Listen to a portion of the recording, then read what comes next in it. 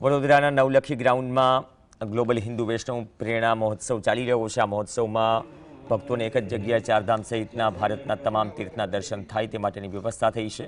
આ મહોત્સવમાં 25 કરતાં વધુ દેશોમાંથી વૈષ્ણવો ઉપસ્થિત રહ્યા।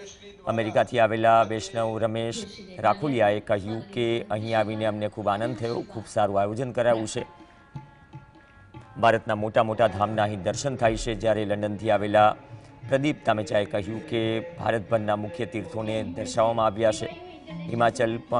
હિમાલય પણ ઊભો કરાયો છે, જ્યાંની ગુફાઓમાં વિવિધ દ્રશ્યો ઊભા કરી સ્ટોરી ટેલિંગની વ્યવસ્થા કરાઈ છે। ખરેખર આના જેવી ઇવેન્ટ જોઈ નહીં શકીએ।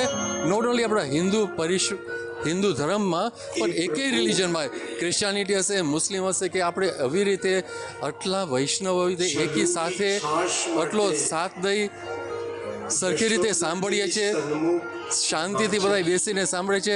આના જેવું મેં ક્યાંય જોયું નથી અને ખરેખર મને છે કોઈ વૈષ્ણવીએ આવું ક્યાંય જોયું જ નથી।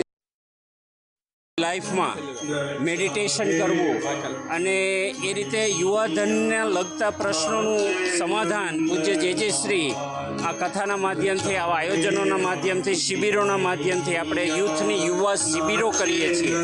એના થકી આ રીતે આપણે યુવાધનને વૈષ્ણવ ધર્મ શું છે અને સનાતન વૈદિક હિન્દુ ધર્મમાં આપણે કઈ રીતે આગળ વધી શકીએ એનું માર્ગદર્શન પ્રોવાઈડ